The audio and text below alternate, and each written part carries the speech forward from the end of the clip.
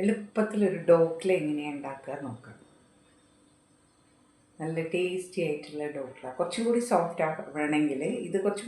ആവണമെങ്കിൽ നമുക്ക് കുറച്ച് ഈനോ സോൾട്ട് ഇട്ടാൽ മതി. അത് ഞാൻ ഇട്ടിട്ടില്ല. അതിന് പകരം ബേക്കിംഗ് സോഡ മാത്രമേ ഇട്ടിട്ടുള്ളൂ. എല്ലാവർക്കും ട്രൈ ചെയ്യാം. നമുക്കിതെങ്ങനെയാണ് ഉണ്ടാക്കാമെന്ന് നോക്കാം. ഉണ്ടാക്കാനായിട്ട് 1 കപ്പ് കടലപ്പരിപ്പും അതേ അളവിൽ തന്നെ പച്ചരിയും ഇട്ടിട്ട് ഒന്ന് കുതിരാൻ വയ്ക്കുക. ഇതിപ്പോൾ രാത്രി കുതിരാൻ വെച്ചു, രാവിലെ അരയ്ക്കുക ചെയ്യുന്നത്. ഇനി നമുക്ക് മിക്സിയിൽ ഇത് നന്നായിട്ട് അരച്ചെടുക്കാം. അരിയും കടലപ്പരിപ്പും കൂടി മിക്സിയുടെ ജാറിലിട്ടിട്ട് നന്നായിട്ട് അരച്ചെടുക്കും. ചെറിയ കഷ്ണം ഇഞ്ചി ചേർത്ത് കൊടുക്കുക.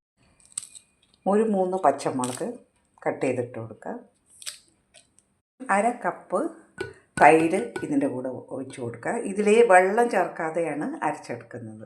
ഉപ്പ് ഇട്ടിട്ട് നന്നായിട്ട് അരച്ചെടുക്കുക. കുറച്ച് മഞ്ഞൾപ്പൊടി ഇട്ട് കൊടുക്കുക, കായപ്പൊടി, കുറച്ച് കറിവേപ്പില, മല്ലിയിലയാണ് ചേർക്കേണ്ടത്. ഇതിലേക്ക് 1 പിഞ്ച് ബേക്കിംഗ് സോഡ ചേർത്ത് കൊടുക്കുക, വളരെ കുറച്ച്.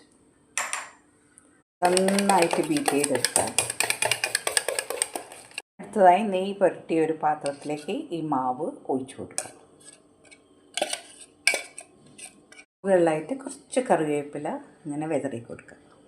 മല്ലിയിലയും വെതറായിട്ട് കുറച്ച് മുളക് പൊടി ഇങ്ങനെ തൂവി കൊടുക്കുക, വളരെ കുറച്ചിട്ട്. ഒരു കളറും ഒരു ഭംഗിക്കും വേണ്ടി മാത്രമാണത്. ഇങ്ങനെ തൂവി കൊടുക്കുക. ഈ പാത്രത്തിൽ കുറച്ച് വെള്ളം വെച്ച് അതിൻ്റെ മുകളിൽ ഒരു സ്റ്റാൻഡും വെച്ച് അതിൽ ഇട്ട് കൊടുക്കുക. സൂക്ഷിച്ചിടണം. അടച്ച് വെച്ച് സ്റ്റീം ചെയ്തെടുക്കുക. ഡോക്ല റെഡിയായി. ഇനി നമുക്കിതിൻ്റെ മുകളിലായിട്ട് ഒരു വറവ് ഇട്ട് കൊടുത്തു കഴിഞ്ഞാൽ നമ്മളുടെ ഡോക്ല റെഡിയായി. വറവിട്ട് കുറച്ച് വെളുത്ത എള്ളും ഇതിനോടൊപ്പം ചേർത്ത് കൊടുക്കുക. വറവിടുമ്പോൾ ഇതിലേക്ക് കുറച്ച് കായപ്പൊടിയും ചേർത്ത് കൊടുക്കുക. എന്നിട്ട് കുറച്ച് വെള്ളം ഒഴിച്ച് ഡോക്ലേൻ്റെ മുകളിലായിട്ട് വറവ് ഒഴിച്ച് കൊടുക്കുക. ഒന്ന് സ്പ്രെഡ് ചെയ്ത് കൊടുക്കുക. ടേസ്റ്റി ആയിട്ടുള്ള ഡോക്ല റെഡിയായി. സോഫ്റ്റായിട്ട് കിട്ടിയിട്ടുണ്ട്. എല്ലാവരും ട്രൈ ചെയ്ത് നോക്കും. ായിട്ട് കുറച്ച് നാളികേരം ചെറുകിയത്, തേങ്ങ ചെറുകിയത് ഇട്ട് കൊടുക്കുക, വിതറി കൊടുക്കുക. ഇതിനൊരു പ്രത്യേക ഭംഗിയാണ്. എല്ലാ സ്ഥലത്തും ഇട്ട് കൊടുക്കുക.